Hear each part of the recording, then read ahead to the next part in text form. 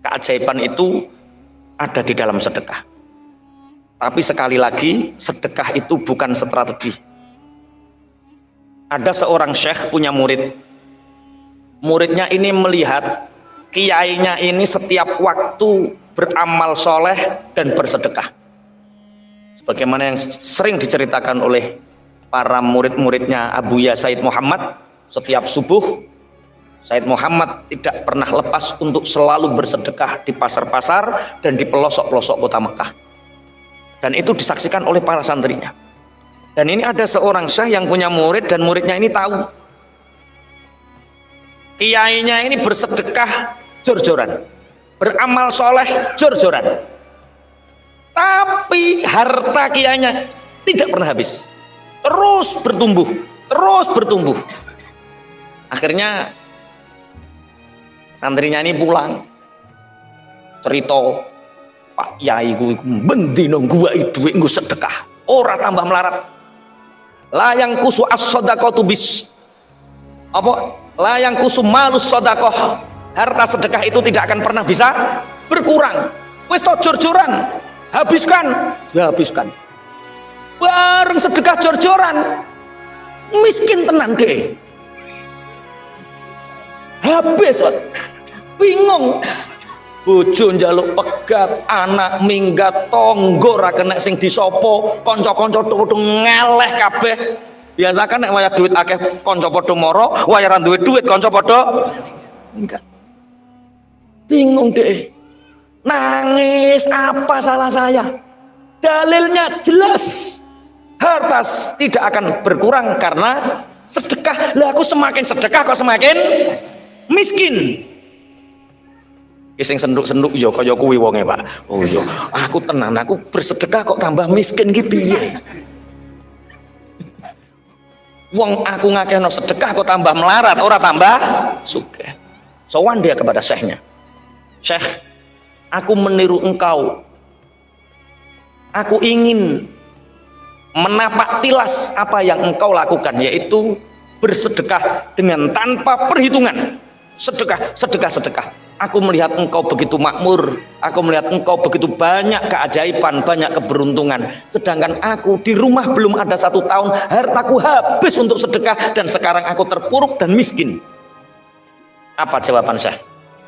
Nah, aku bersedekah dengan keyakinanku, aku bersedekah dengan keimananku, aku bersedekah dengan keikhlasanku. Tapi kamu bersedekah hanya ingin coba-coba dan ingin mendapatkan yang lebih banyak. Kamu menjadikan sedekah sebagai strategi, bukan burhan, bukan tanda iman. Ini paham toh maksudnya? Dadekno sedekah sebagai strategi untuk mendapatkan hal duniawi, bangkrut gue. Tak percaya jajal.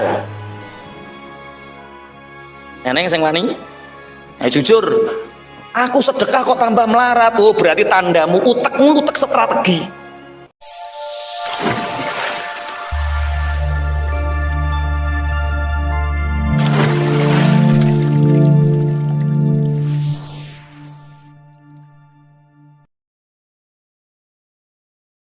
Malam ini kita belajar dari kisah Nabi Ibrahim. Kisah menggenggam keajaiban, meraih keberuntungan. Jadi yang hari ini mungkin terlilit hutang, yang mungkin terlilit banyak masalah, jawabannya ada di kisah Nabi Ibrahim ini. Wa nabbi'uhum an dhaifi Ibrahim, dan ceritakan kepada mereka Muhammad tentang tamu-tamunya Nabi Ibrahim. Iddakhalu alaihi faqalu salama. Ketika tamu Nabi Ibrahim ini bertamu kemudian masuk dan mengucapkan salam. Makanya sampai sekarang kalau kita bertamu kepada seseorang tetap mengucapkan apa? Salam. Assalamualaikum. Semoga keselamatan atas kalian. Qala inna minkum wajilun. Setelah tamu ini dipersilahkan oleh Nabi Ibrahim masuk, inilah Nabi Ibrahim. Nabi Ibrahim itu masyhur dengan kedermawanannya. Jadi Nabi Ibrahim itu menerima tamu apapun disuguhi. Jadi duwene apa disuguhi. Itu Nabi Ibrahim. Akhirnya karena sudah terbiasa kalau ada tamu nyembelih, ini tamunya ini langsung disembelihkan unta. Disembelihkan, kemudian ikannya dibakar, ditui. Panganannya apa wong Palestina? Pokoknya ya wis daging ngono ya. Apa muni kurma kok kondang ora kurma, wis pokoke disuguhi kebab-kebab. Kebab wong Turki yo. Kebab. Wis pokoke disuguhi. Disuguhi bakaran daging. Tapi Nabi Ibrahim ini memperhatikan tamuku mulai awal. Enggak minum, enggak makan. Satu pun dari hidangan enggak disentuh. Zaman itu kalau ada tamu yang tidak mau menyentuh makanan tuan rumah, itu ada dua. Satu pembawa sial, dua malaikat. Makanya kalau kalian bertamu disuguhi dan gak cukup. Kalau tamu disuguhi dan gak cukup, nggak minum, nggak makan, itu tamu pembawa sial. Wes duwe sanad ya. Kalau disuguhi sanad. Nanti kalau pulang bawa kotak satu-satu, bawa kotak, jangan malu. Itu kotak keberkahan. Iya, kalau nggak makan pembawa sial, nek ngentekno sialan nih. Liane ra diumbani maksud. Nabi Ibrahim ini tamu pembawa sial atau malaikat? Ini pertanyaan Nabi Ibrahim dalam hati. Disuguhi minum nggak minum, disuguhi makan nggak makan, karena malaikat itu lala syurba wala nauman lahum. Malaikat itu tidak makan, tidak minum, itu ciri khas malaikat. Atau orang-orang saat itu zamannya Nabi Ibrahim punya tradisi kalau tamu di situ nggak makan, nggak minum, kemudian sudah pulang, maka tamu itu pembawa sial. Saat itu keyakinannya seperti itu. Makanya kalau kita bertamu, ya sudah, ya makan, ya minum, tapi jangan terlalu banyak dihabiskan lah. Itu ora pembawa sial, itu sialan tenan nih. Cerongoan. Nabi Ibrahim mengatakan, inna minkum wajilun. Maaf, bapak-bapak yang terhormat, kata Nabi Ibrahim. Para tamuku, aku kok punya rasa takut, aku kok punya rasa khawatir. Hidangan tidak dimakan, minuman tidak diminum. Qalu la taujal, inna nubasyiruka bi ghulamin alim. Akhirnya tamu ini menjawab, wahai Nabiullah Ibrahim, kamu jangan takut. Kami ini para malaikat yang datang untuk memberi kabar bahagia kepadamu wahai Ibrahim, bahwa sebentar lagi istrimu akan hamil dan kamu akan punya anak yang sangat alim.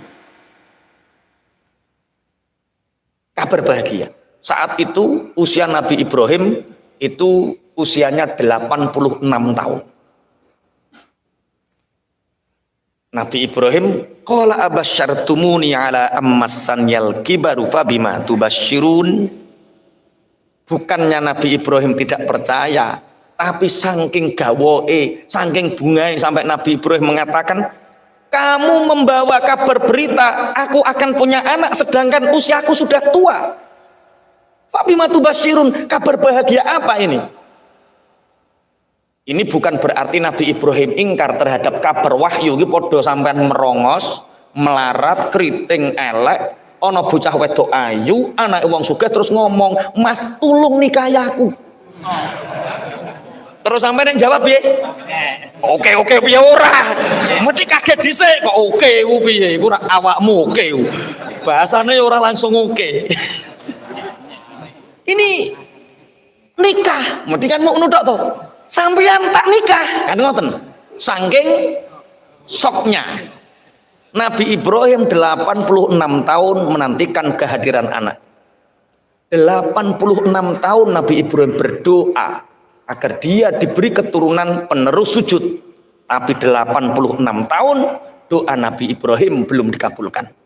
Baru dapat kabar saat usia Nabi Ibrahim 86 tahun. Nah, Nabi Ibrahim itu menikah yang pertama dengan siapa? Hajar iku nek sinau nang ndi kok hajar. Hajar iku pemberian kok hajar. Saroh. Nabi Ibrahim menikah dengan Saroh sampai usia 85. Kemudian pernah tak ceritakan, kemudian saat itu ada raja yang sangat zalim namanya Heksyus atau Heksos. Itu operasi wong ayu. Nek ngrene wong ayu dipek, nek wong ayu dipek, bojone dipenjara. Saat itu seneng nek duwe wong elek, bojone elek seneng. Tapi karena Saroh ini sangat cantik, dipenjara, mau dimiliki, mau diperkosa sama Raja Heksus, nggak bisa. Akhirnya saking senengnya dikei hadiah. Lah hadiah pemberian itu bahasa Ibrani itu bahasa hajarna. Aku memberikan hadiah. Akhirnya terus Hajar ini diberi kepada Saroh. Kemudian Saroh ini meminta Nabi Ibrahim untuk menikahinya. Pada usia Nabi Ibrahim 85 tahun. Akhirnya timbul kabar 85 tahun, ternyata usia 86 Nabi Ibrahim diberi kabar oleh tamu-tamu ini bahwa kamu akan punya anak. Nabi Ibrahim menganggap beliau punya anak di usia 86 tahun. Qala abasyartumuni ala ammassaniyal kibaru fabima tubasyirun. Kalian memberi kabar kepadaku, kabar gembira, aku akan punya anak, sedangkan usiaku sudah tua, 86 tahun. Sing teng mriki sing usiane 86 sinten? Pak Ikram, pinten Pak Ikram? 60 wis ngene kok ya. Iki 86. 60 wis ngene wisan. 86 sampean bisa sampai 86 tahun. Tapi Allah memberi keajaiban bagi orang yang mempercayainya. Nabi Ibrahim tahu bahwa Allah punya kun fayakun. Nabi Ibrahim yakin bahwa Allah punya kun fayakun. Makanya hari ini yang menganggap hidupnya sulit dan seakan-akan mustahil untuk bisa keluar dari kesulitan itu, yakinlah bahwa Allah punya kun fayakunnya. Allah memberikan keajaiban bagi orang yang mempercayainya. Mempercayai itu iman. Makanya ciri khas orang yang beriman adalah percaya. Percaya dulu. Utangmu banyak, lunas, yakin lunas. Urung-urung wis konitin no, mboh. Lah wong urung-urung wis mboh. Mulane iki sing cek guyu-guyu utange ya lunas, nek cek iso guyu lunas. Sing ora iso guyu iku wis ora ngarah lunas wis. Wis guyu dhisik ya. Nek guyu mesti lunas, oke. Yakin. Yang mungkin hari ini pangapunten punya masalah anak. Semua orang punya masalah. Masalahnya beda-beda.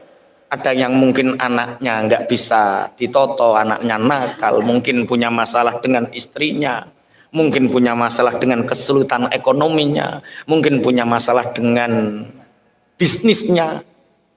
Tidak ada masalah yang tidak selesai selama kita punya iman. Tidak ada masalah yang tidak selesai selama kita punya keyakinan bahwa masalah itu pasti akan selesai. Allah memberi keajaiban bagi orang yang mempercayainya. Nabi Ibrahim 86 tahun pangapunten menanti kehadiran anak. Kemudian diberi kabar bahagia bahwa dia akan kedatangan anak. Senenge kaya wa fabima tubasyiru. Qalu basyarnaka bil haqqi fala takum minal qanitin. Kami ini betul-betul memberi kabar bahagia kepadamu wahai Ibrahim. Kabar ini benar. Fala takum minal qanitin. Maka jangan sekali-kali engkau menjadi orang yang putus asa. Berarti untuk menggapai keajaiban, memperoleh keberuntungan, syaratnya satu, iman, yakin keajaiban akan datang.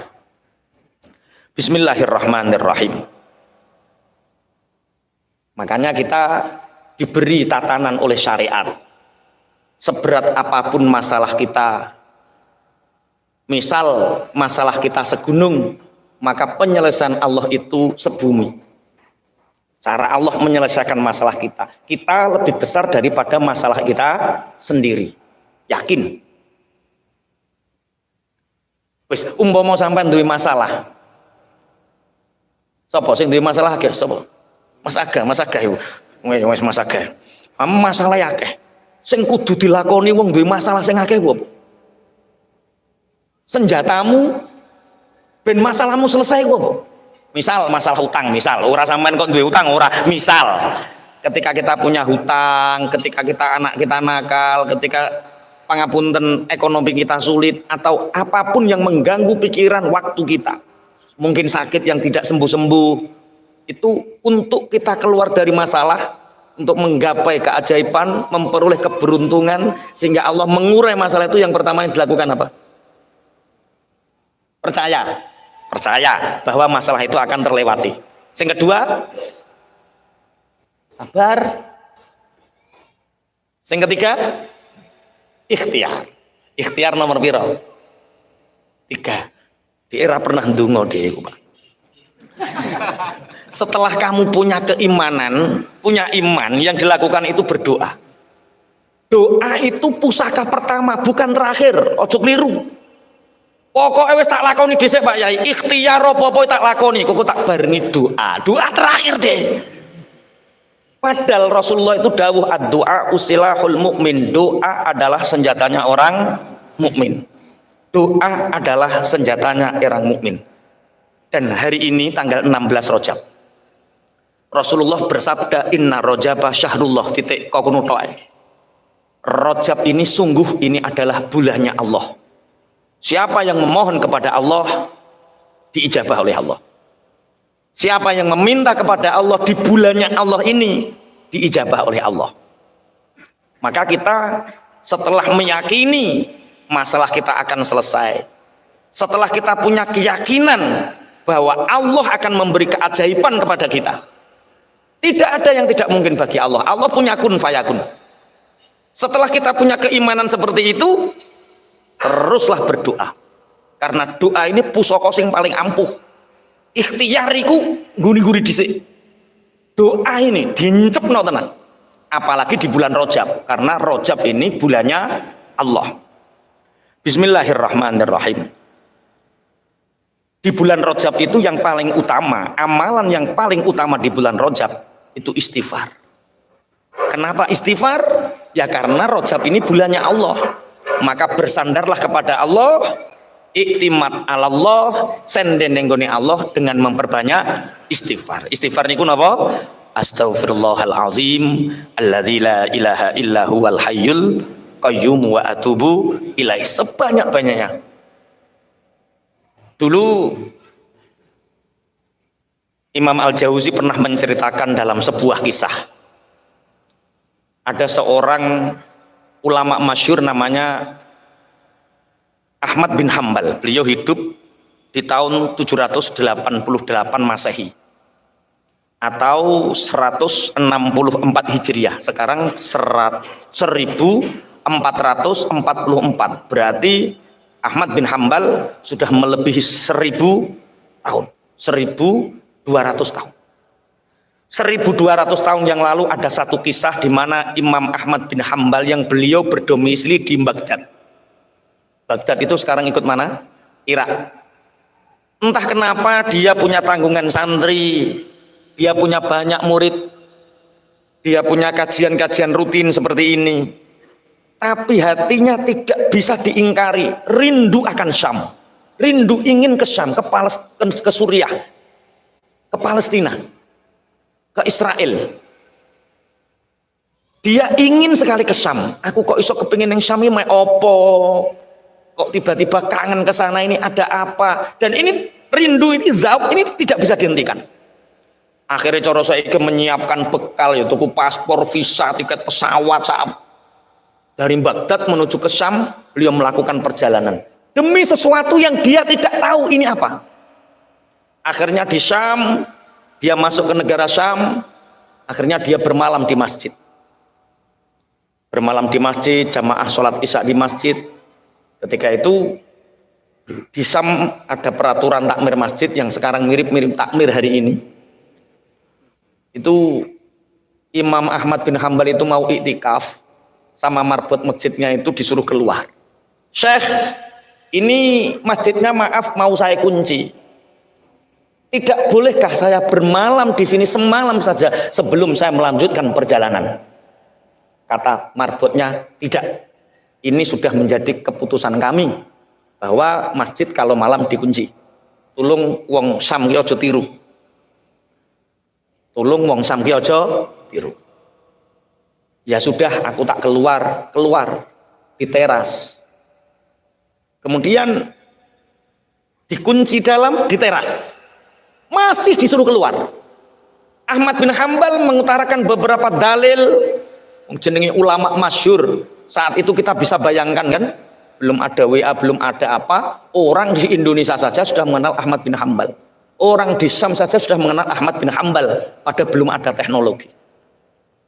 Saat itu sampai, tidakkah boleh aku bermalam di sini? Pangapunten, saya tidak boleh. Ini bukan terasnya yang aku kunci, pagarnya mau saya kunci.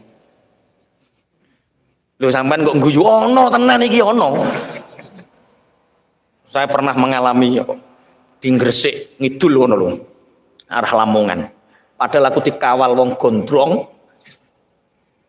Sing awal wis gondrong, sing sitok nganggo jaket banser padahal yo. Ijek diusir, Pak. Perkara ape dikunci. Ternyata Ahmad bin Hambal merasakan hal yang sama. Oh, aku wis duwe sanad berarti wis nglakoni. Nek kowe kan urung to. Ahmad bin Hambal. Akhirnya saking marahnya marbot karena Ahmad bin Hambal mengutarakan ini Baitullah. Ini bukan milikmu. Kamu bukan penguasa di sini. Ini milik Allah. Kamu pelayannya Allah. Didorong Ahmad bin Hambal sampai hampir jatuh. Di depan masjid itu persis ada penjual roti. Ya Allah, ada orang sepuh didorong sama marbot masjid. Ini marbot masjid, apa marbot ngaji, hati-hati kelakuanmu. Ku dirangkul, Masya Allah Syekh, nggak apa-apa Syekh, nggak tidur di masjid. Mari ke toko saya. Toko saya ini, pabrik roti saya ini, di belakangnya ini ada kamar-kamar kosong yang saya sediakan untuk para musafir. Mari. Perkara tukang roti ini ngerti, nek eneng wong pingin turun masjid diusir, akhirnya dia nggawe kamar kosong kanggo khusus para musafir.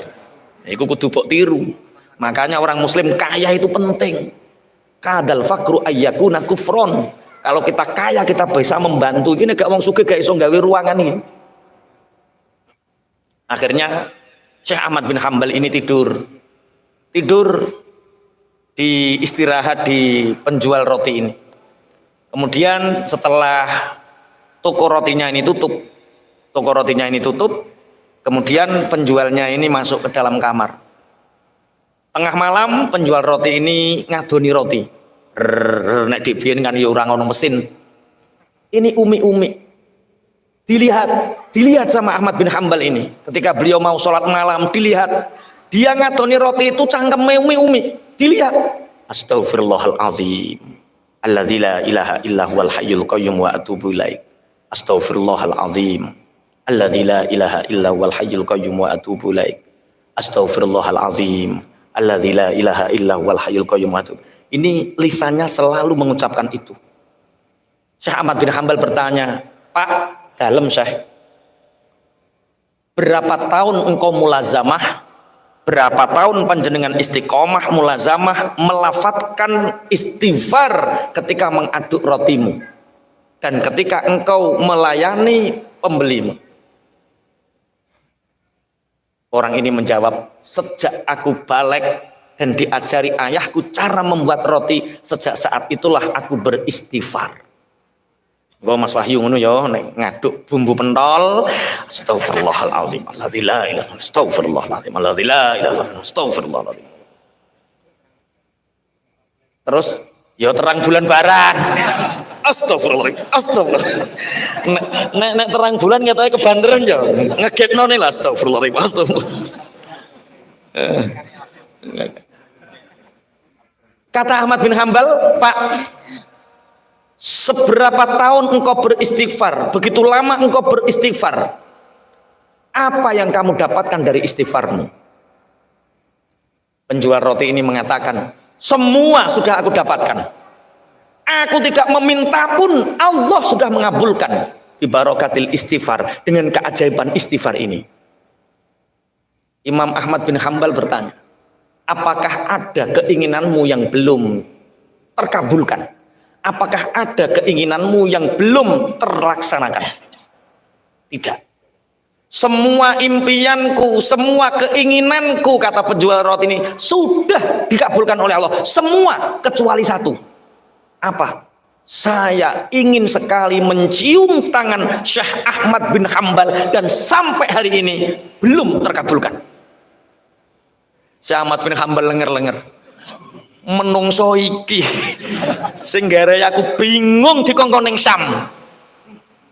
Akhirnya dia mengatakan, wahai penjual roti, ketahuilah bahwa yang ada di hadapanmu, ini belum ada WA loh ya, belum ada foto, profil, belum ada loh ya, belum ada Facebook. Jadi untuk mengenal, untuk mendatangkan seorang ulama saat itu, betul-betul dengan ruh. Syekh Ahmad bin Hambal mengatakan, kamu tahu wahai penjual roti, yang ada di hadapanmu ini adalah Ahmad bin Hambal al-Baghdadi. Ahmad bin Hambal al-Baghdadi, mujtahid mutlak. Akhirnya dirangkul. Cara merangkulnya mungkin di sini tidak lazim. Cara merangkulnya itu wajah, di dada kanan, di dada kiri, kemudian baru rangkulan. Jadi mencium dada kanan, mencium dada kiri, mencium tangan, baru rangkulan. Kata Syekh Ahmad bin Hambal, aku berbulan-bulan rindu untuk ke Syam, tapi aku tak tahu apa tujuanku. Ternyata istighfarmu yang menarik aku dari Baghdad sampai ke Syam. Istighfarmu. Satu, untuk menggapai keajaiban, mendatangkan keberuntungan. Satu, iman, keyakinan yang kuat. Allah memberi keajaiban pada orang yang meyakininya. Kemudian yang kedua, perbanyak doa dengan istighfar. Apalagi di bulan Rajab ini, perbanyak doa istighfar. Kemudian setelah itu apa Mas Aga? Lah yo ikhtiarmu iku apa wae. Iki sedekah biring diliwati kabeh ya. Iman, doa dengan istighfar dan sebagainya, kemudian dengan bersedekah. Keajaiban itu ada di dalam sedekah. Tapi sekali lagi, sedekah itu bukan strategi. Ada seorang syekh punya murid. Muridnya ini melihat kiainya ini setiap waktu beramal soleh dan bersedekah. Sebagaimana yang sering diceritakan oleh para murid-muridnya Abuya Said Muhammad, setiap subuh Said Muhammad tidak pernah lepas untuk selalu bersedekah di pasar-pasar dan di pelosok-pelosok kota Mekah. Dan itu disaksikan oleh para santrinya. Dan ini ada seorang syekh yang punya murid, dan muridnya ini tahu kiainya ini bersedekah jor-joran, beramal soleh jor-joran, tapi harta kiainya tidak pernah habis, terus bertumbuh, terus bertumbuh. Akhirnya santrinya ini pulang cerita, Pak Yai ku bendino gua duit nggo sedekah ora tambah melarat. Layang kusu as-shadaqatu bis apa? Layang kusu malus shadaqah. Harta sedekah itu tidak akan pernah bisa berkurang. Wis to jor-joran, habiskan, dihabiskan. Bareng sedekah jor-joran, miskin tenan deh. Habis, bingung. Bojo njaluk pegat, anak minggat, tonggo ra kena sing disopo, kanca-kanca padha ngeleh kabeh. Biasa kan nek wayah duit akeh kanca padha mara, wayah ra duwe duit kanca padha enggak. Bingung deh. Nangis, apa salah saya? Dalilnya jelas. Harta tidak akan berkurang karena sedekah. Lah aku semakin sedekah kok semakin miskin. Sing senduk-senduk ya kaya kuwi wonge, Pak. Oh iya, aku tenan, aku bersedekah kok tambah miskin ki piye? Wong aku ngakehno sedekah kok tambah melarat, ora tambah sugih.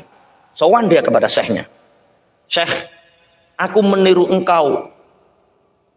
Aku ingin menapak tilas apa yang engkau lakukan, yaitu bersedekah dengan tanpa perhitungan. Sedekah, sedekah, sedekah. Aku melihat engkau begitu makmur, aku melihat engkau begitu banyak keajaiban, banyak keberuntungan. Sedangkan aku di rumah belum ada 1 tahun, hartaku habis untuk sedekah dan sekarang aku terpuruk dan miskin. Apa jawaban Syekh? Nah, aku bersedekah dengan keyakinanku, aku bersedekah dengan keimananku, aku bersedekah dengan keikhlasanku. Tapi kamu bersedekah hanya ingin coba-coba dan ingin mendapatkan yang lebih banyak. Kamu menjadikan sedekah sebagai strategi, bukan burhan, bukan tanda iman. Ini paham tora maksudnya? Dadekno sedekah sebagai strategi untuk mendapatkan hal duniawi, bangkrut gue. Tak percaya jajal. Neneng sing wani? Jujur, aku sedekah kok tambah melarat. Oh, berarti tandamu utekmu utek strategi. Nek kowe kepengin sugih, belajar ilmu bisnis nang IIBF ngene gak apa-apa. Strategi bisnis, ojo jadikan sedekah sebagai strategi bisnis. Sedekah itu burhan. Burhan itu tanda iman. Aku bersedekah dengan keyakinan, sedangkan kamu bersedekah hanya coba-coba. Wes, nek sedekah ojo jajal-jajalan. Kok sedekah tambah melarat, iku tandane jajal-jajalan. Ono sing guyu yo guys, jajal-jajalan kae.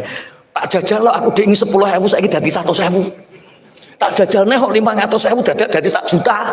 Ya wis jajalne 10 juta, gak oleh apa-apa. Itu berarti sedekah bukan bukti iman, tapi sedekah hanya dijadikan alat strategi. Rasulullah mengisahkan dulu di zaman Bani Israel itu ada seorang tukang kasur yang dia jualannya kapuk. Kapuk itu bahasa Indonesianya apa? Kapas, kapas. Jadi dia ngambil randu. Saya juga Pak Yai kalau maknani randu ya. Tapi sebenarnya di sana apa saya nggak tahu. Mosok ning Arab kok ono randu ya. Tapi nggak apa-apa lah. Yang penting kapas. Entah ning kono jenenge apa, nek ning kene jenenge randu. Dia itu tiap siang pagi, tiap pagi itu dia beli bahan mentah randu. Malam dia itu mengambil isinya, kemudian kapasnya ini dikumpulkan, kemudian dibawa ke pasar dijual. Orang ini, orang Bani Israel ini, dia ahli bersedekah. Kalau dia dapat untung 100.000, kalau dia dapat untung 100.000, yang 50 untuk sedekah, yang 50 untuk biaya hidup. Tiap hari seperti itu. Yang 50 untuk sedekah, yang 50 untuk biaya hidup. Selalu seperti itu. Suatu saat dia dapat untung 100. Tahu-tahu pulang belum sempat dia mensedekahkan 50% penghasilannya, ada 2 orang yang saling berkelahi, jotos-jotosan, dipisah, apa paten-patenan. Ini kenapa kalian akan saling membunuh? Biarkan kami saling membunuh. Rebutan apa kalian sampai mau membunuh? Kami ini rebutan uang 10 dirham. Ini 10 dirham ini milik saya. Ciri sing kuno, enggak, ini milik saya. Wani mati ini aku. Gowelut. Wong iki yang dia pegang 10 dirham. Iki nek tak kekno masalahnya selesai. Tapi kok neng mah neng masalah. Soalnya gak ono sing dipangan. Iki cara sampeyan piye cara nyelesekno? Akhirnya, Pak, sudahlah jangan saling membunuh. Ini 10 dirham, ini di mana 10 dirhamnya yang satu? Di bawah si fulan. Ya sudah, ini 10 dirham. Berdamailah, jangan saling membunuh. Biar aku yang kehilangan 10 dirham. Pulang, ditanya sama istrinya, Pak, jatah untuk hari ini mana? Ki cara bojomu. Gini Bu, tadi itu saya dapat untung 5 dirham, yang dirham untuk uang muka. Untuk rasul mal, modal pokok. Lah kemudian di tengah perjalanan Bu, ada dua orang yang saling berkelahi dan akan membunuh, merebutkan 10 dirham. Makanya aku kasihkan 10 dirham untuk menyelamatkan satu nyawa. Ki cara bojomu ngono, duwe bojo kaya kuwi piye? Wes mulai kono, mulai ngono ya. Sapa galak bojone ikhlas. Istrinya mengatakan, Masya Allah Pak, tabarakallah, Masya Allah. Hanya dengan 10 dirham engkau menyelamatkan satu nyawa. Padahal Allah berfirman, satu nyawa tidak bisa diganti dengan dunia ini. Saking bernilainya nyawa. Betul sekali Pak. Yang kamu lakukan benar, dengan 10 dirham engkau menyelamatkan 10 apa? Satu nyawa. Nah terus kita hari ini dan besok makan apa Bu, dan kita jualan apa Pak? Mudah Pak. Ini bekas kapuk-kapuk kapas ini kan banyak. Kita bersihkan, seberapa kita dapat kita jual, kita gunakan untuk modal, besok kita bisa makan. Ya podo ketika samban sugih, duit receh buk glethakno enggak penting, duit receh buk glethakno enggak penting. Ketika bangkrut, golek isor bantal. Golek di duit receh. Lah iku wis ana syarate Jawi. Kelas duit 1000 begitu berharga, 10.000 begitu berharga. Pada zaman sugih biyen glethak. Ketika bangkrut duit 10.000 ya Allah ning ndi kae kaya ngono. Digoleki. Neng sempit-sempitan neng jeruk ketut iku. Iki ono cerita nyata berarti iki ya. Neng jeruk ketut digoleki, neng jas-jas digoleki, sor bantal digoleki, sor bayang digoleki, nek menawa dhek ben ono ceblokan. Ini sama. Kapas itu dikumpulkan. Setelah kapas ini dikumpulkan, dapatlah setengah karung bawah. Dibawa ke pasar, nggak laku soalnya kapas ini sudah agak berwarna hitam, wong jenenge siso-siso, nggak ada. Akhirnya bertemulah dua orang yang sama-sama sial. Makanya kalau orang bangkrut ketemu bangkrut, tanda plus ketemu plus. Jedak apa piye? Sing urip plus ketemu men ya. Ya iku iki nyalai plus ketemu men. Lah ini orang sial ketemu sial. Yang satu bawa kapuk, yang satu bawa ikan. Nelayan ini punya 2 ikan yang hampir busuk karena nggak ada yang mau beli. Sedangkan yang satu bawa kain kapas yang lusuh dan tidak laku. Kedua orang sama bertemu. Cara saiki padha jagonge padha padha ngopi ning ngisore wit. Piye lek kabare? Siap. Apa jelas sampean padha. Piye sial piye. Saya itu hanya punya 2 ikan. Tiap hari kami ini pelaut nelayan, tiap hari makan ikan. Kami nggak butuh ikan ini, saya jual kemana-mana nggak laku karena hampir busuk. Tapi kamu sudah makan, hanya butuh dagangan saya itu, hanya butuh barter. Lah cocok jere sing tukang kapuk. Saya itu butuh makan, walaupun ikan hampir busuk nggak apa-apa. Tapi saya hanya punya ini kapas ini. Tapi warnanya juga sudah buruk. Enggak apa-apa, yang penting aku mulai nggawa barang dagangan. Ya wis barter. Sing sitok mulai nggawa kapas, sing sitok nggawa iwak. Sampailah di rumah sama istrinya, bagaimana Bapak? Alhamdulillah Bu, kita akan makan kenyang. Ikan dari laut. Segar Pak. Enggak, hampir busuk. Disigar ikannya.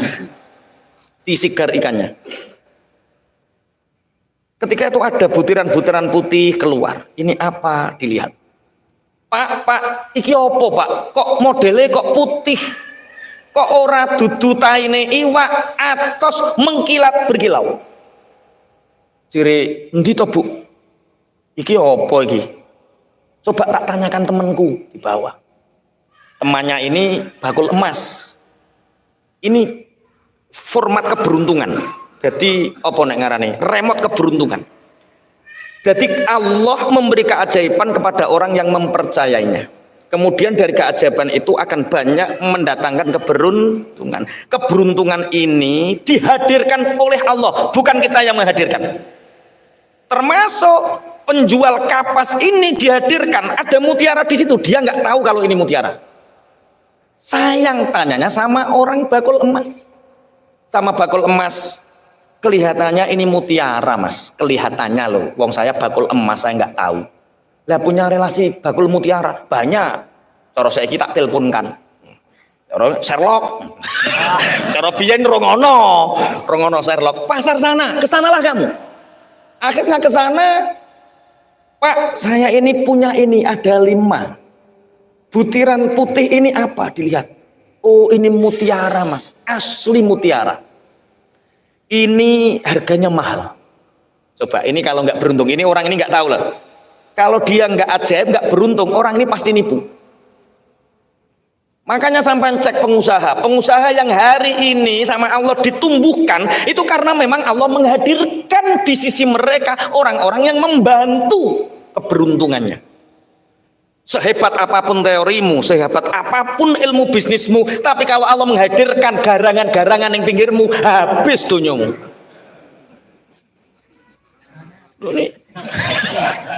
Ini sing garangan yang guyu yo.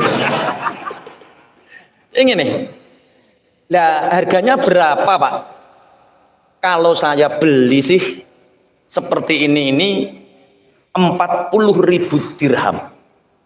Tadi hanya menyelamatkan 10 dirham. Dikasih sama Allah. Kalau saya sih belinya hanya 40.000 dirham. Itu saya karena saya ini pengusaha berlian yang bawah. Kalau kamu nemui temen saya lagi, lebih mahal. Lu zaman biyen ono wong jujur ngene iki, Pak. Nek cara saiki sampean nuteke piye? Keuntungan modal sekecil-kecilnya, keuntungan sebesar-besarnya. Mulane ora ajaib hidupmu yo. Hidupmu ruwet ya ngono kuwi. Ini keajaiban didatangkan oleh Allah. Kalau di sana Mas, beraninya 80.000 loh. Kalau saya hanya 40.000. Ya wis wong ada 5 saja toh Pak, sampean beli nggak apa-apa 40.000 dirham, nanti sisanya tak bawa ke rumah temennya sampean. Di rumah temennya. Wah ini kalau saya berani 80.000. Tapi ada pengusaha yang lebih bonafit lagi, 120.000 Mas. Gimana? Kamu bawa ke sana atau ke sini? Ya kamu tak kasih 1 lah. Antum rezeki. Wong nek wis tau katok ya antum rezeki Mas. Tapi nek pengusaha lagi bangkit urung tau bangkrut ya tek walah profit ngono sing dipikir. Ora tek antum rezeki ora. Akhirnya dibawa yang berani membeli 120.000. Kaya mendadak Mas. Setelah sampai rumah datanglah pengemis. Assalamualaikum. Pak, 3 hari saya belum makan. Sudilah kiranya Bapak memberi saya sedekah. Dicoro bujumu jadi OKB. Orang kaya baru. Ada pengemis seperti ini, apa yang dilakukan? Teladuk. Penyakit OKB, orang kaya baru. Katanya seperti ini. Bu, itu ada orang kasih makan. Istrinya mengatakan, Pak, astagfirullah Pak, kita diuji sama Allah Pak. Lah gimana tuh Bu? Ketika Bapak hanya punya uang 10 dirham, Bapak bersedekahnya 5 dirham. Besok yang kita makan kita nggak tahu, kita besok makan cari hari ini, Bapak berani bersedekah 50%. Kita ini kaya Pak. Ada orang minta sedekah, masalahnya dikasih makan. Lah gimana Bu? Ya kasih separuh Pak, kita sudah dapat banyak. Berarti orang-orang yang ajaib, orang-orang yang banyak memberi keberuntungan, itu karena di belakangnya ada istri yang support untuk kebaikannya. Ngurung. Iki nyemoni bojone deh. Iki curhat. Istrinya yang mengatakan, Pak, ketika Bapak miskin, besok yang digunakan makan Bapak mencari hari ini, Bapak berani bersedekah dari 10 dirham, Bapak berani 5 dirham. Hari ini kita sangat kaya, Pak. Kenapa Bapak tidak berani bersedekah separuhnya? Itu bojone wedok sing muni. Engko bojomu ceritani kaya iki ya, Dik. Ciri Pak Yai untuk menggapai keajaiban, mendatangkan keberuntungan, istri itu harus support dengan cara bantu masih luman, Dik, bantu. Masih luman ki bantu. Terus dibantah karo bojomu, tapi ojo nggo strategi, Mas. Iman. Paham ya? Akhirnya diberikan separuh, kemudian orang ini semakin bertumbuh. Berarti kalau hari ini kita punya masalah yang kelihatannya tidak mungkin diselesaikan, yakin Allah akan menyelesaikannya. Dengan apa? Dengan keajaiban doa. Dengan apa? Dengan keajaiban sedekah. Baru strategi. Tapi wong-wong biasanya aku wis pola aku ora kaprah, ngene iki kok tak wangi ndonga-ndonga terakhir. Ini kesalahan kita yang mungkin banyak orang yang tidak tahu bahwa menganggap bahwa strateginya itu diutamakan, padahal dekati Allah dulu dengan keyakinan imanmu, dengan doamu, dengan strategimu, akhirnya Allah akan mendatangkan keajaiban bersamaan dengan keberuntungan yang diraih. Allahumma amin. Nabi Ibrahim usia 86 tahun, seakan-akan dia tidak punya anak, tapi Allah mendatangkan keajaiban itu dengan apa? Dengan hadirnya seorang anak yang bernama Ismail. Wa nabihum an dhaifi Ibrahim. Qalu basyarnaka. Tapi kadang orang itu, contoh, ini rata-rata yang hadir usianya sudah ada 40. Banyak yang lebih 40 atau kurang 40? Lebih ya, berarti kira-kira wis do ape madhep to ya kira-kira ya. Kira-kira wis jujur wae lah, jujur wae. Kira-kira. Gini. Orang yang usianya 40 tahun ke atas itu seperti orang yang umroh. Umroh itu paling di berapa hari lumrah sangang dino, 13 dino. Orang umroh, ini sebelum saya bercerita tentang orang umroh, misal Cak Win, misal sampeyan duwe duit 1 juta, ono 100.000, ono 50.000, ono 2.000. Terus duit 1 juta iki mbok gawa salat Jumat kabeh. 100.000, 50.000, 2.000, ono 1 juta, berarti 1 juta 2.000. Kemudian ada kotak lewat, kira-kira sing mbok odos. Sing ruju. Sing ruju iku sing ndi? 2.000. Lucu kan? Mbok odos 100 kok abang balekke. Mbok odos 50 kok ijo biru balekke. Bareng lusuh 2.000 iki. Iku analogikanya seperti ini, logikanya ini. Sampean umroh. 2 hari sebelum kepulangan, orang umroh apa yang dilakukan? Pakaian dilempit, sing rusuh-rusuh dilempit, dilebokno koper. Orang yang kita bawa pulang dikoperi, diresi. Kamu bawa uang 500 juta ketika umroh, kemudian bok delek neng hotel, bok tinggal mantuk. Kamu pulang, uang 500 jutamu kamu tinggalkan ketika umroh di kamar.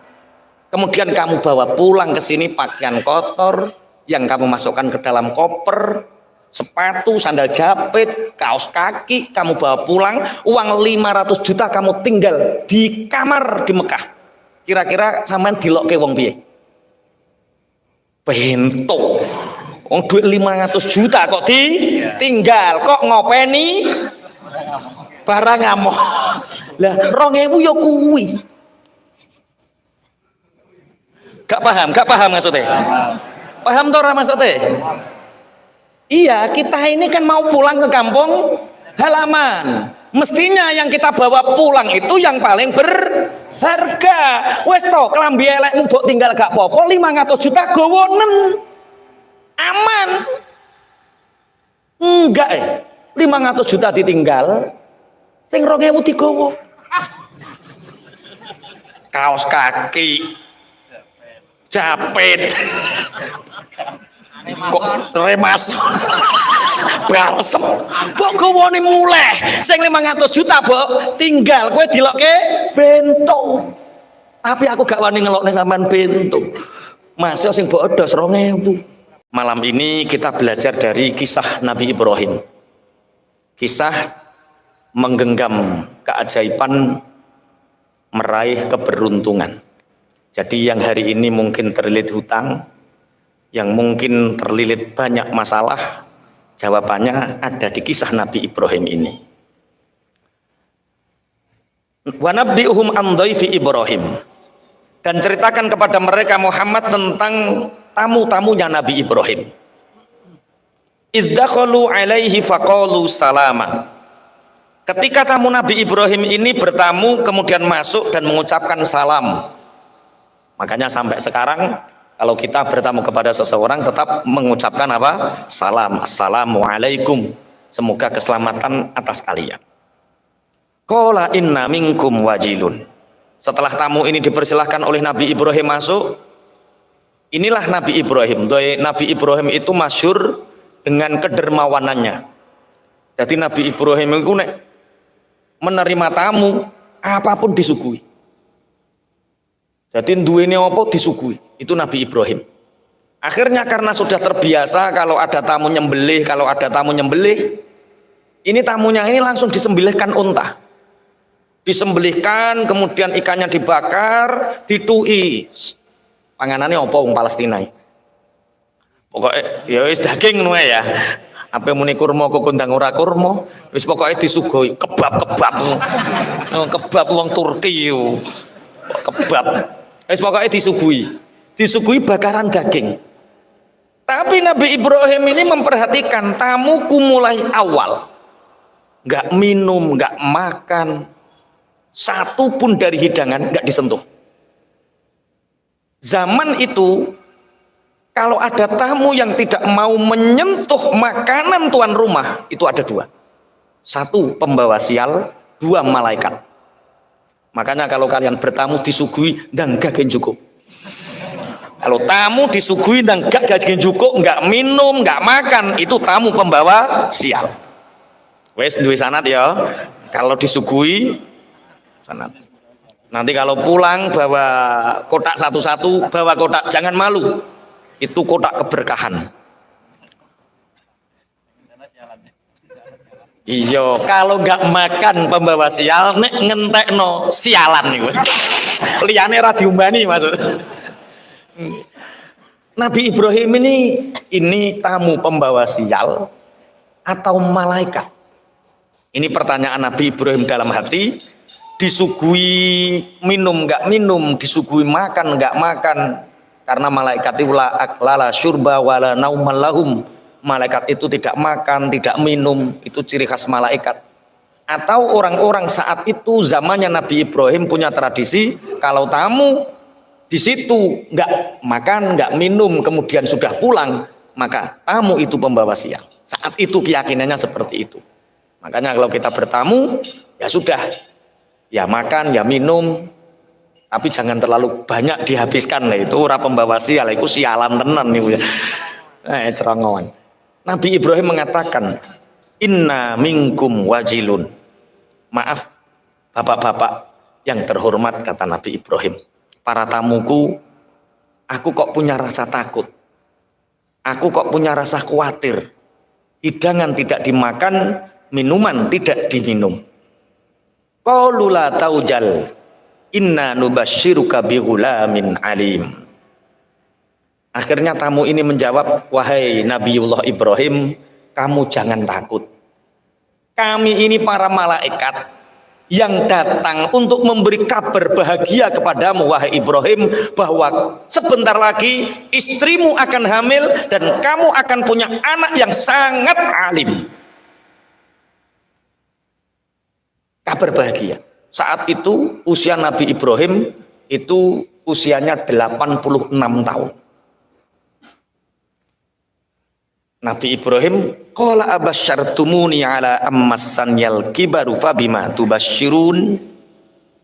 Bukannya Nabi Ibrahim tidak percaya, tapi saking gawoe, saking bungai sampai Nabi Ibrahim mengatakan, kamu membawa kabar berita aku akan punya anak sedangkan usiaku sudah tua. Fabima tubasyirun, kabar bahagia apa ini?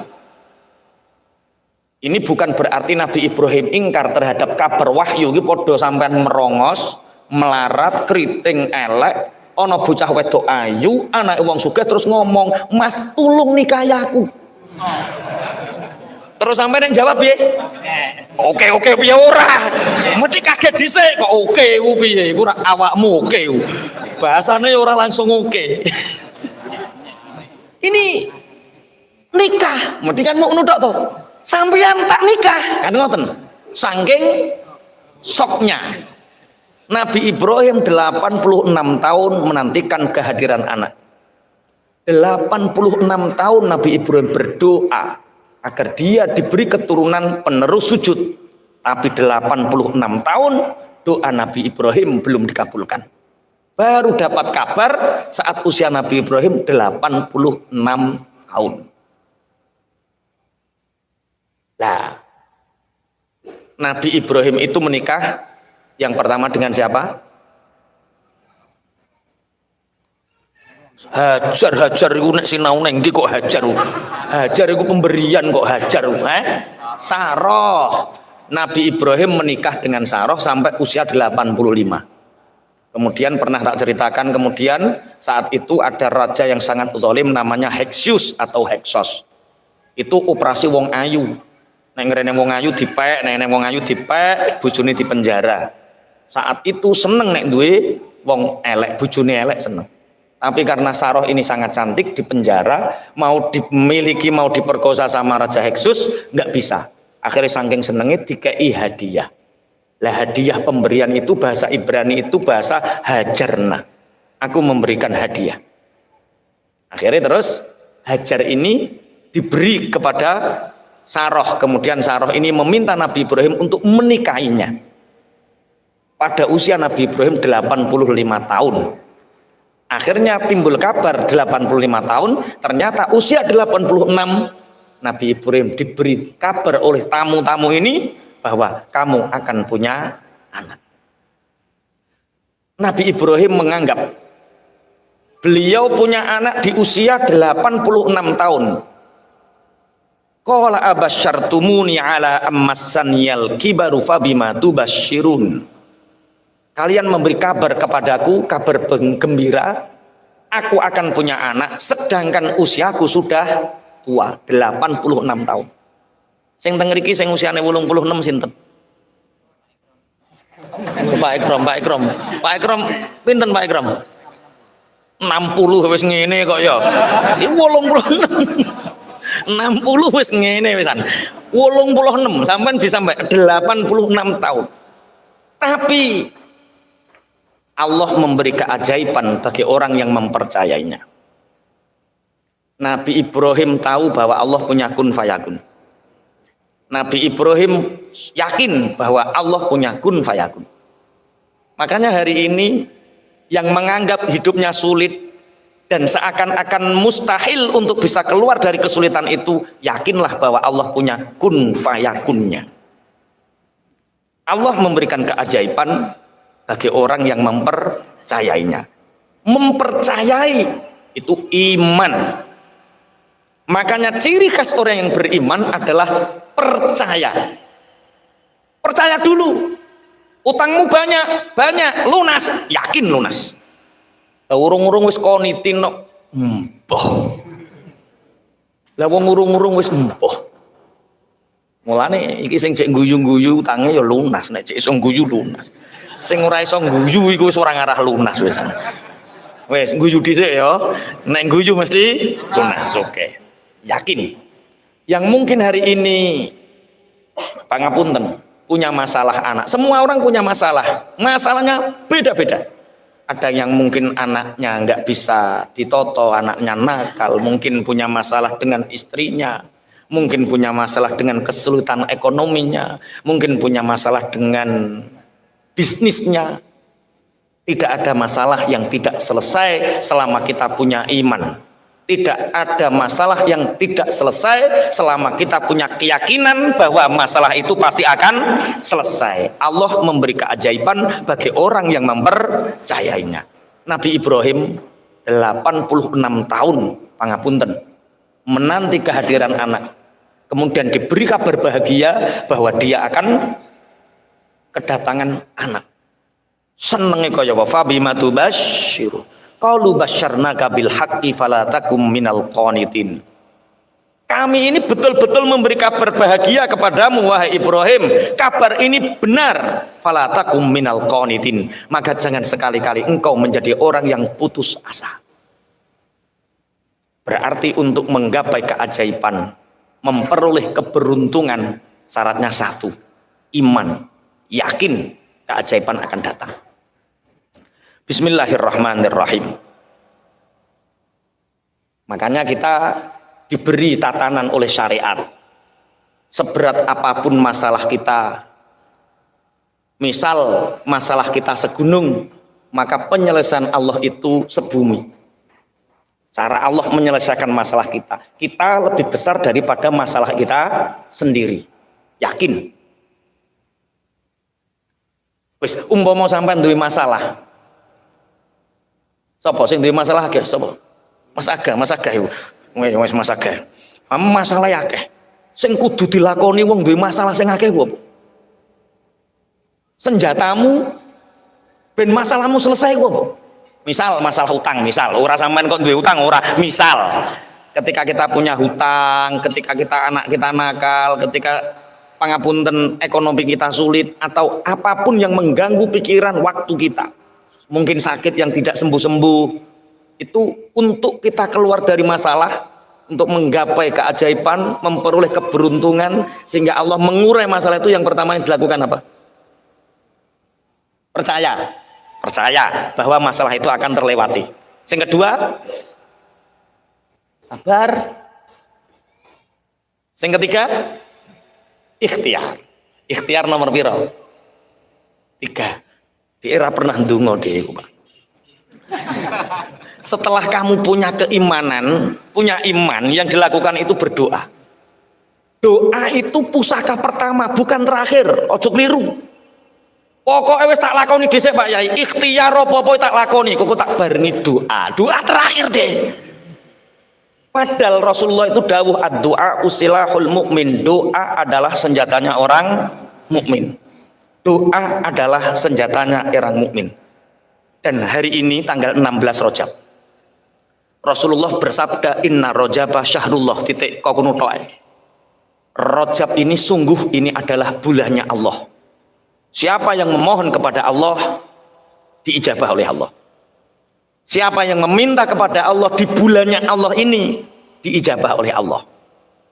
Maka kita setelah meyakini masalah kita akan selesai, setelah kita punya keyakinan bahwa Allah akan memberi keajaiban kepada kita, tidak ada yang tidak mungkin bagi Allah. Allah punya kun fayakun. Setelah kita punya keimanan seperti itu, teruslah berdoa. Karena doa ini pusaka sing paling ampuh. Ikhtiariku guri-guri dhisik. Doa ini dincepno tenan. Apalagi di bulan Rajab, karena Rajab ini bulannya Allah. Bismillahirrahmanirrahim. Di bulan Rajab itu yang paling utama, amalan yang paling utama di bulan Rajab itu istighfar. Kenapa istighfar? Ya karena Rajab ini bulannya Allah. Maka bersandarlah kepada Allah, iktimat Allah, senden nenggone Allah dengan memperbanyak istighfar. Istighfar niku napa? Astaghfirullahalazim alladzi la ilaha illa huwal hayyul qayyum wa atubu ilaih. Sebanyak-banyaknya. Dulu Imam Al-Jauzi pernah menceritakan dalam sebuah kisah. Ada seorang ulama masyhur namanya Ahmad bin Hambal. Beliau hidup di tahun 788 Masehi atau 164 Hijriah. Sekarang 1444. Berarti Ahmad bin Hambal sudah melebihi 1000 tahun. 1200 tahun. 1200 tahun yang lalu ada satu kisah di mana Imam Ahmad bin Hambal yang beliau berdomisili di Baghdad. Baghdad itu sekarang ikut mana? Irak. Entah kenapa dia punya tanggungan santri, dia punya banyak murid, dia punya kajian-kajian rutin seperti ini.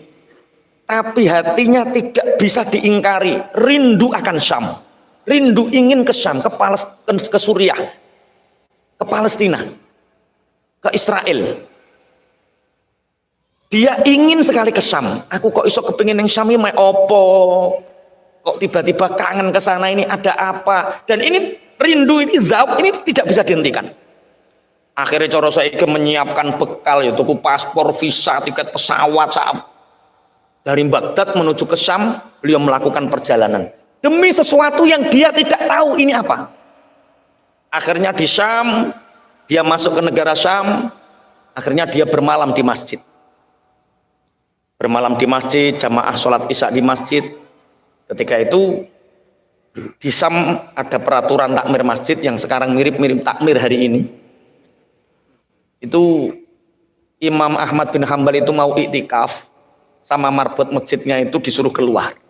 Syekh, ini masjidnya maaf mau saya kunci. Tidak bolehkah saya bermalam di sini semalam saja sebelum saya melanjutkan perjalanan? Kata marbotnya, tidak. Ini sudah menjadi keputusan kami bahwa masjid kalau malam dikunci. Tulung wong Syam ki aja tiru. Tulung wong Syam ki aja tiru. Ya sudah, aku tak keluar di teras. Kemudian dikunci di teras. Masih disuruh keluar. Ahmad bin Hambal mengutarakan beberapa dalil. Jenenge ulama masyhur. Saat itu kita bisa bayangkan kan, belum ada WA, belum ada apa, orang di Indonesia saja sudah mengenal Ahmad bin Hambal. Orang di Syam saja sudah mengenal Ahmad bin Hambal, pada belum ada teknologi. Saat itu sampai, tidakkah boleh aku bermalam di sini? Pangapunten, saya tidak boleh. Ini bukan terasnya yang aku kunci, pagarnya mau saya kunci. Lho sampean kok guyu ono tenan iki ono. Saya pernah mengalami di Gresik ngidul ngono lho. Arah Lamongan. Padahal aku dikawal wong gondrong. Sing awal wis gondrong, sing sitok nganggo jaket banser padahal. Ijek diusir, Pak. Perkara ape dikunci. Ternyata Ahmad bin Hambal merasakan hal yang sama. Oh, aku wis duwe sanad berarti wis nglakoni. Nek kowe kan urung to. Ahmad bin Hambal. Akhirnya saking marahnya marbot karena Ahmad bin Hambal mengutarakan ini Baitullah. Ini bukan milikmu. Kamu bukan penguasa di sini. Ini milik Allah. Kamu pelayannya Allah. Didorong Ahmad bin Hambal sampai hampir jatuh. Di depan masjid itu persis ada penjual roti. Ya Allah, ada orang sepuh didorong sama marbot masjid.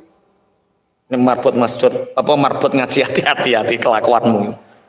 Ku dirangkul, Masya Allah Syekh, nggak apa-apa Syekh, nggak tidur di masjid. Mari ke toko saya. Toko saya ini, pabrik roti saya ini, di belakangnya ini ada kamar-kamar kosong yang saya sediakan untuk para musafir. Mari.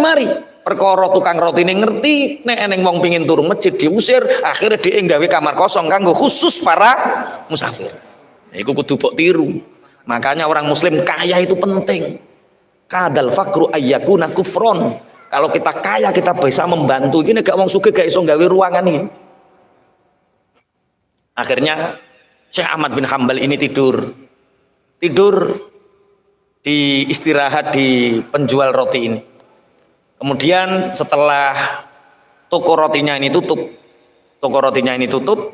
kemudian penjualnya ini masuk ke dalam kamar. Tengah malam penjual roti ini ngadoni roti. Nek dibiyen kan ya ora ono mesin. Ini umi-umi. Dilihat sama Ahmad bin Hambal ini. Ketika beliau mau sholat malam, dilihat dia ngadoni roti itu cangkeme umi-umi. Dilihat. Astaghfirullahalazim. Alladzi la ilaha illa huwal hayyul qayyum wa atubu ilaik. Astaghfirullahalazim. Alladzi la ilaha illa huwal hayyul qayyum wa atubu ilaik. Astaghfirullahalazim. Alladzi la ilaha illa huwal hayyul qayyum wa atubu. Ini lisannya selalu mengucapkan itu. Syekh Ahmad bin Hambal bertanya, "Pak, dalem Syekh, berapa tahun engkau mulazamah? Berapa tahun panjenengan istiqomah mulazamah melafatkan istighfar ketika mengaduk rotimu?" dan ketika engkau melayani pembelimu. Orang ini menjawab, sejak aku balik dan diajari ayahku cara membuat roti, sejak saat itulah aku beristighfar. Gua Mas Wahyu ngono ya, nek ngaduk bumbu pentol, astagfirullahalazim, alladzi la ilaha illallah, astagfirullahalazim, alladzi la ilaha illallah, astagfirullahalazim. Terus ya terang bulan barang. Astagfirullahaladzim, astagfirullahaladzim. Nek terang bulan ngetoknya kebanderan ya, ngegekno nih lah, astagfirullahaladzim, astagfirullahaladzim. Kata Ahmad bin Hambal, Pak, seberapa tahun engkau beristighfar, begitu lama engkau beristighfar, apa yang kamu dapatkan dari istighfarmu? Penjual roti ini mengatakan, semua sudah aku dapatkan. Aku tidak meminta pun Allah sudah mengabulkan bi barakatil istighfar, dengan keajaiban istighfar ini. Imam Ahmad bin Hambal bertanya, apakah ada keinginanmu yang belum terkabulkan? Apakah ada keinginanmu yang belum terlaksanakan? Tidak. Semua impianku, semua keinginanku, kata penjual roti ini, sudah dikabulkan oleh Allah. Semua kecuali satu. Apa? Saya ingin sekali mencium tangan Syekh Ahmad bin Hambal dan sampai hari ini belum terkabulkan. Syekh Ahmad bin Hambal lenger-lenger. Menungso iki sing garane aku bingung dikongkon ning Syam. Akhirnya dia mengatakan, wahai penjual roti, ketahuilah bahwa yang ada di hadapanmu, ini belum ada WA loh ya, belum ada foto, profil, belum ada loh ya, belum ada Facebook. Jadi untuk mengenal, untuk mendatangkan seorang ulama saat itu betul-betul dengan ruh. Syekh Ahmad bin Hambal mengatakan, kamu tahu wahai penjual roti, yang ada di hadapanmu ini adalah Ahmad bin Hambal al-Baghdadi. Ahmad bin Hambal al-Baghdadi, mujtahid mutlak. Akhirnya dirangkul. Cara merangkulnya mungkin di sini tidak lazim. Cara merangkulnya itu wajah, di dada kanan, di dada kiri, kemudian baru rangkulan. Jadi mencium dada kanan, mencium dada kiri, mencium tangan, baru rangkulan. Kata Syekh Ahmad bin Hambal, aku berbulan-bulan rindu untuk ke Syam, tapi aku tak tahu apa tujuanku. Ternyata istighfarmu yang menarik aku dari Baghdad sampai ke Syam. Istighfarmu. Satu, untuk menggapai keajaiban, mendatangkan keberuntungan. Satu, iman, keyakinan yang kuat. Allah memberi keajaiban pada orang yang meyakininya. Kemudian yang kedua, perbanyak doa dengan istighfar. Apalagi di bulan Rajab ini, perbanyak doa istighfar. Kemudian setelah itu apa Mas Aga? Lah yo ikhtiarmu iku apa wae. Iki sedekah biring diliwati kabeh ya. Iman, doa dengan istighfar dan sebagainya, kemudian dengan bersedekah. Keajaiban itu ada di dalam sedekah. Tapi sekali lagi, sedekah itu bukan strategi. Ada seorang syekh punya murid. Muridnya ini melihat kiainya ini setiap waktu beramal soleh dan bersedekah. Sebagaimana yang sering diceritakan oleh para murid-muridnya Abuya Said Muhammad, setiap subuh Said Muhammad tidak pernah lepas untuk selalu bersedekah di pasar-pasar dan di pelosok-pelosok kota Mekah. Dan itu disaksikan oleh para santrinya. Dan ini ada seorang syekh yang punya murid, dan muridnya ini tahu kiainya ini bersedekah jor-joran, beramal soleh jor-joran, tapi harta kiainya tidak pernah habis, terus bertumbuh, terus bertumbuh. Akhirnya santrinya ini pulang cerita, Pak Yai ku mendino gua itu nggo sedekah ora tambah melarat. Layang kusu as-shadaqatu bis apa? Layang kusu malus shadaqah. Harta sedekah itu tidak akan pernah bisa berkurang. Wis to jor-joran. habiskan, dihabiskan. Bareng sedekah jor-joran, miskin tenan deh. Habis, bingung. Bojo njaluk pegat, anak minggat, tonggo ra kena sing disopo, kanca-kanca padha ngeleh kabeh. Biasa kan nek wayah duit akeh kanca padha mara, wayah ra duwe duit kanca padha enggak. Bingung deh. Nangis, apa salah saya? Dalilnya jelas. Harta tidak akan berkurang karena sedekah. Lah aku semakin sedekah kok semakin miskin. Sing senduk-senduk ya kaya kuwi wonge, Pak. Oh iya, aku tenang, aku bersedekah kok tambah miskin ki piye? Wong aku ngakehno sedekah kok tambah melarat, ora tambah sugih. Sowan dia kepada syekhnya. Syekh, aku meniru engkau. Aku ingin menapak tilas apa yang engkau lakukan, yaitu bersedekah dengan tanpa perhitungan. Sedekah, sedekah, sedekah. Aku melihat engkau begitu makmur, aku melihat engkau begitu banyak keajaiban, banyak keberuntungan. Sedangkan aku di rumah belum ada 1 tahun, hartaku habis untuk sedekah dan sekarang aku terpuruk dan miskin. Apa jawaban saya?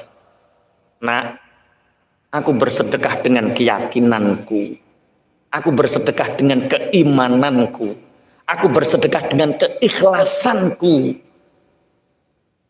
Tapi kamu bersedekah hanya ingin coba-coba dan ingin mendapatkan yang lebih banyak. Kamu menjadikan sedekah sebagai strategi, bukan burhan, bukan tanda iman. Ini paham toh maksudnya?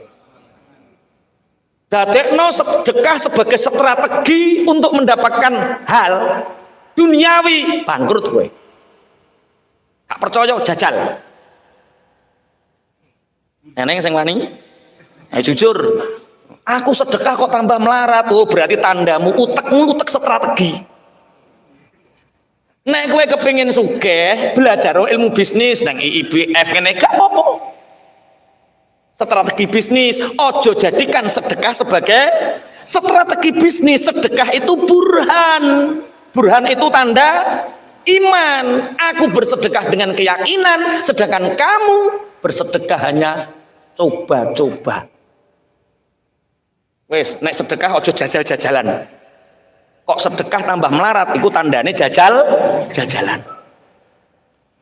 Ono sing guyu yo guys, jajal-jajalan kae. Tak jajal lo aku diingi 10.000 saiki dadi 100.000. Tak jajalne kok 500.000 dadi 1 juta. Ya wis jajalne 10 juta, gak oleh apa-apa. Itu berarti sedekah bukan bukti iman, tapi sedekah hanya dijadikan alat strategi. Rasulullah mengisahkan dulu di zaman Bani Israel itu ada seorang tukang kasur yang dia jualannya kapuk. Kapuk itu bahasa Indonesianya apa? Kapas, kapas. Jadi dia ngambil randu. Saya juga Pak Yai kalau maknani randu ya. Tapi sebenarnya di sana apa saya nggak tahu. Mosok nang Arab kok ono randu ya. Tapi nggak apa-apa lah. Yang penting kapas. Entah ning kono jenenge apa, nek ning kene jenenge randu. Dia itu tiap siang pagi, tiap pagi itu dia beli bahan mentah randu. Malam dia itu mengambil isinya, kemudian kapasnya ini dikumpulkan, kemudian dibawa ke pasar dijual. Orang ini, orang Bani Israel ini, dia ahli bersedekah.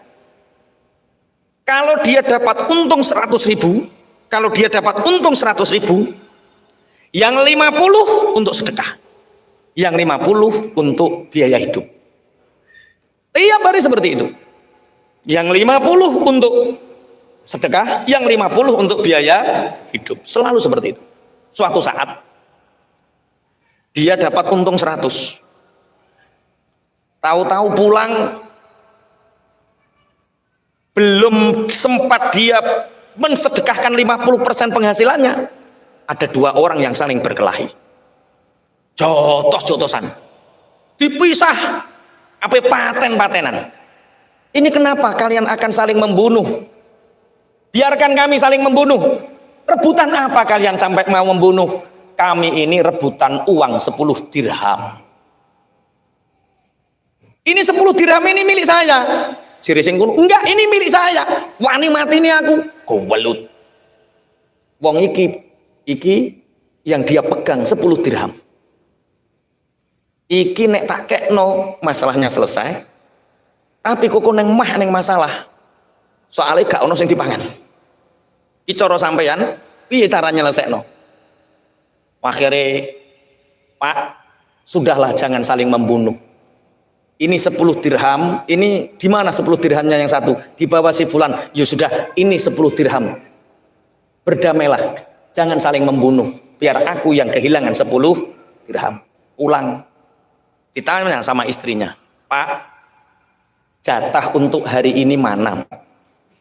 Ki cara bojomu.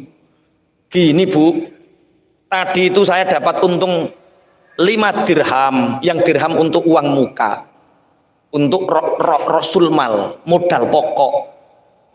Lah kemudian di tengah perjalanan Bu, ada 2 orang yang saling berkelahi dan akan membunuh, merebutkan 10 dirham. Makanya aku kasihkan 10 dirham untuk menyelamatkan 1 nyawa. Ki cara bojomu ngono, duwe bojo kaya kuwi piye? Wes mulai ngono, mulai ngono ya.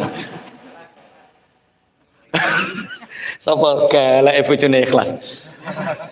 Istrinya mengatakan, Masya Allah Pak, tabarakallah, Masya Allah. Hanya dengan 10 dirham engkau menyelamatkan 1 nyawa. Padahal Allah berfirman 1 nyawa tidak bisa diganti dengan dunia ini. Saking bernilainya nyawa. Betul sekali Pak. Yang kamu lakukan benar, dengan 10 dirham engkau menyelamatkan 10 apa? 1 nyawa. Nah terus kita hari ini dan besok makan apa Bu? Dan kita jualan apa? Pak, mudah Pak.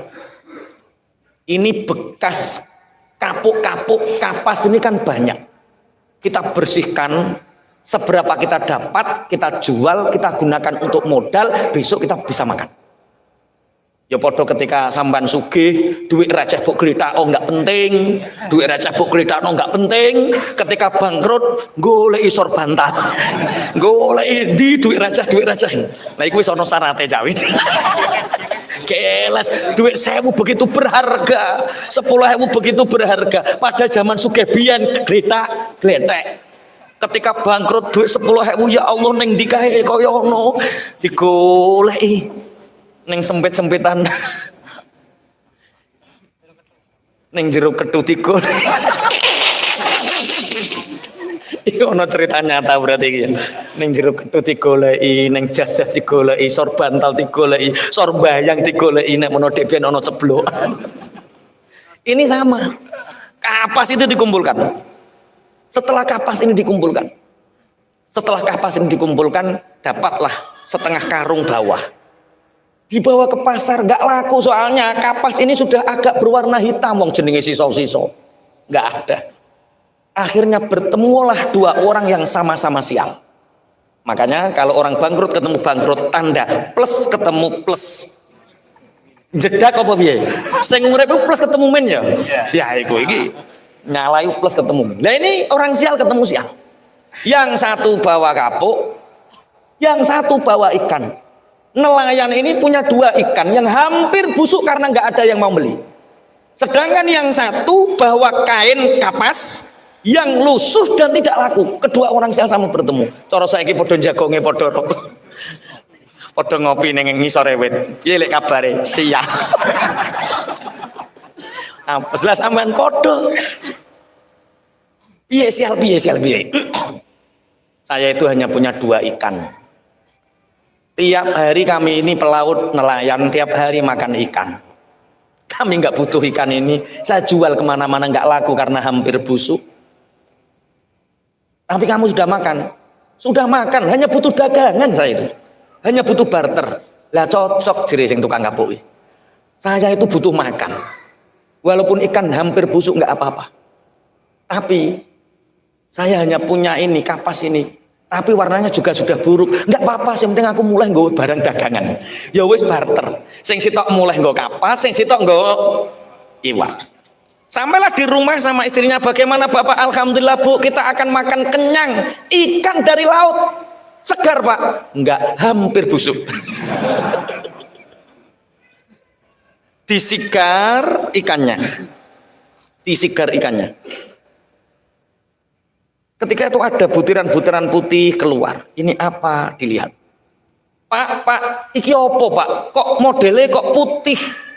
Kok ora dudu taine iwak atos mengkilat berkilau? Ciri, endi to Bu? Iki opo iki? Coba tak tanyakan temanku di bawah. Temannya ini bakul emas. Ini format keberuntungan. Jadi apa nek ngarane? Remote keberuntungan. Jadi Allah memberi keajaiban kepada orang yang mempercayainya. Kemudian dari keajaiban itu akan banyak mendatangkan keberuntungan. Keberuntungan ini dihadirkan oleh Allah, bukan kita yang menghadirkan. Termasuk penjual kapas ini dihadirkan, ada mutiara di situ, dia nggak tahu kalau ini mutiara. Sayang tanyanya sama orang bakul emas. Sama bakul emas.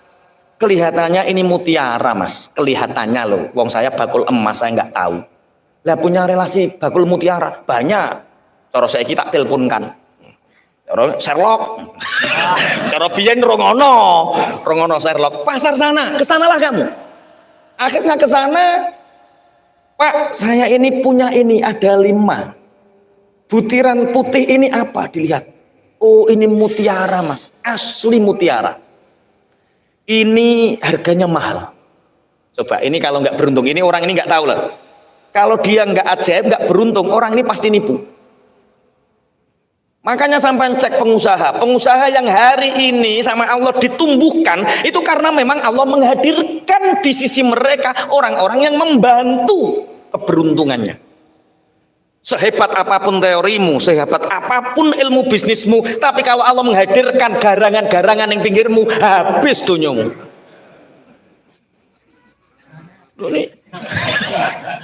Ini sing garangan yang guyu. Ini nih. Lah harganya berapa, Pak? Kalau saya beli sih seperti ini 40.000 dirham. Tadi hanya menyelamatkan 10 dirham. Dikasih sama Allah. Kalau saya sih belinya hanya 40.000 dirham. Itu saya karena saya ini pengusaha berlian yang bawah. Kalau kamu nemui temen saya lagi, lebih mahal. Lu zaman biyen ono wong jujur ngene iki, Pak. Nek cara saiki sampean nuteke piye? Keuntungan modal sekecil-kecilnya, keuntungan sebesar-besarnya. Mulane ora ajaib hidupmu ruwet ya ngono kuwi. Ini keajaiban didatangkan oleh Allah. Kalau di sana Mas beraninya 80.000 loh, kalau saya hanya 40.000. Ya wis wong ada 5 saja toh Pak, sampean beli nggak apa-apa 40.000 dirham, nanti sisanya tak bawa ke rumah temennya sampean. Di rumah temennya. Wah ini kalau saya berani 80.000. Tapi ada pengusaha yang lebih bonafit lagi, 120.000 Mas. Gimana? Kamu bawa ke sana atau ke sini? Ya kamu tak kasih 1 lah. Antum rezeki. Wong nek wis tau katok ya antum rezeki Mas. Tapi nek pengusaha lagi bangkit urung tau bangkrut ya dek walah profit ngono sing dipikir. Ora dek antum rezeki ora. Akhirnya dibawa yang berani membeli 120.000. Kayak mendadak Mas. Setelah sampai rumah, datanglah pengemis. Assalamualaikum. Pak, 3 hari saya belum makan. Sudilah kiranya Bapak memberi saya sedekah. Dicoro bujumu jadi OKB. Orang kaya baru. Ada pengemis seperti ini, apa yang dilakukan? Teladuk. Penyakit OKB, orang kaya baru. Katanya seperti ini. Bu, itu ada orang kasih makan. Istrinya mengatakan, Pak, astagfirullah Pak, kita diuji sama Allah Pak. Lah gimana tuh Bu? Ketika Bapak hanya punya uang 10 dirham, Bapak bersedekahnya 5 dirham. Besok yang kita makan kita nggak tahu, kita besok makan cari hari ini, Bapak berani bersedekah 50%. Kita ini kaya Pak. Ada orang minta sedekah, masalahnya dikasih makan. Lah gimana Bu? Ya kasih separuh Pak, kita sudah dapat banyak. Berarti orang-orang yang ajaib, orang-orang yang banyak memberi keberuntungan, itu karena di belakangnya ada istri yang support untuk kebaikannya. Ngurung. Iki nyemoni bojone deh. Iki curhat. Istrinya yang mengatakan, Pak, ketika Bapak miskin, besok yang digunakan makan, Bapak mencari hari ini, Bapak berani bersedekah dari 10 dirham, Bapak berani 5 dirham. Hari ini kita sangat kaya, Pak. Kenapa Bapak tidak berani bersedekah separuhnya? Itu bojone wedok sing muni. Engko bojomu ceritani kaya iki ya, Dik. Ciri Pak Yai untuk menggapai keajaiban, mendatangkan keberuntungan, istri itu harus support dengan cara bantu masih luman, Dik, bantu. Masih luman ki bantu. Terus dibantah karo bojomu, tapi ojo nggo strategi, Mas. Iman. Paham ya? Akhirnya diberikan separuh, kemudian orang ini semakin bertumbuh. Berarti kalau hari ini kita punya masalah yang kelihatannya tidak mungkin diselesaikan, yakin Allah akan menyelesaikannya. Dengan apa? Dengan keajaiban doa. Dengan apa? Dengan keajaiban sedekah. Baru strategi. Tapi wong-wong biasanya aku wis pola kurang kaprah, ngene iki kok tak wangin ndonga-ndonga terakhir. Ini kesalahan kita yang mungkin banyak orang yang tidak tahu bahwa menganggap bahwa strateginya itu diutamakan, padahal dekati Allah dulu dengan keyakinan imanmu, dengan doamu, dengan strategimu, akhirnya Allah akan mendatangkan keajaiban bersamaan dengan keberuntungan yang diraih. Allahumma amin. Nabi Ibrahim usia 86 tahun, seakan-akan dia tidak punya anak, tapi Allah mendatangkan keajaiban itu dengan apa? Dengan hadirnya seorang anak yang bernama Ismail. Wa nabihum an dhaifi Ibrahim. Qalu basyarnaka. Tapi kadang orang itu, contoh, ini rata-rata yang hadir usianya sudah ada 40. Banyak yang lebih 40 atau kurang 40? Lebih ya, berarti kira-kira wis do ape madhep to ya, kira-kira ya. Kira-kira wis jujur wae lah, jujur wae. Kira-kira. Gini. Orang yang usianya 40 tahun ke atas itu seperti orang yang umroh. Umroh itu paling di berapa hari lumrah sangang dino 13 dino. Orang umroh, ini sebelum saya bercerita tentang orang umroh, misal Cak Win, misal sampeyan duwe duit 1 juta, ono 100.000, ono 50.000, ono 2.000.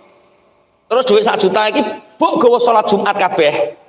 100.000, 50.000, 2.000, ono 1 juta. Berarti 1 juta 2.000. Kemudian ada kotak lewat, kira-kira sing mbok odos. Sing ruju. Sing ruju iku sing ndi? 2.000. Lucu kan? Mbok odos 100 kok abang balekke. Mbok odos 50 kok ijo biru balekke. Bareng lusuh 2.000 iki. Iku analogikanya seperti ini, logikanya ini. Sampean umroh 2 hari sebelum kepulangan, orang umroh apa yang dilakukan? Pakaian dilempit, sing rusuh-rusuh dilempit, dilebokno koper. Orang yang kita bawa pulang dikoperi, diresi. Kamu bawa uang 500 juta ketika umroh, kemudian bok delek neng hotel, bok tinggal mantuk. Kamu pulang, uang 500 jutamu kamu tinggalkan ketika umroh di kamar. Kemudian kamu bawa pulang ke sini pakaian kotor, yang kamu masukkan ke dalam koper, sepatu, sandal jepit, kaos kaki, kamu bawa pulang, uang 500 juta kamu tinggal di kamar di Mekah. Kira-kira sampean dilokke wong piye? Bento. Wong duit 500 juta kok ditinggal, kok ngopeni barang ngamuk. Lah 2000 ya kuwi. Gak paham maksudnya? Paham toh maksudnya? Iya, kita ini kan mau pulang ke kampung halaman. Mestinya yang kita bawa pulang itu yang paling berharga. Wes toh, kelambi elekmu mbok tinggal gak apa-apa, 500 juta gowonen. Aman. Enggak 500 juta ditinggal, sing 2000 digowo. Kaos kaki, japit, kok remas, balsem, kok gowone mulai, sing 500 juta mbok tinggal, kowe dilokke bento. Tapi aku gak wani ngelokne sampean bento. Masih sing mbok edos 2000.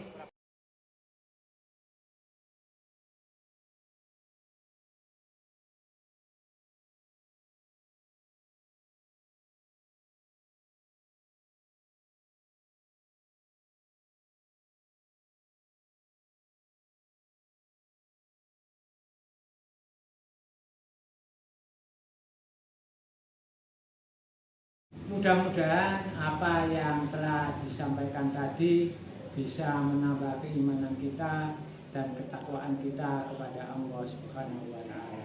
Assalamualaikum warahmatullahi wabarakatuh.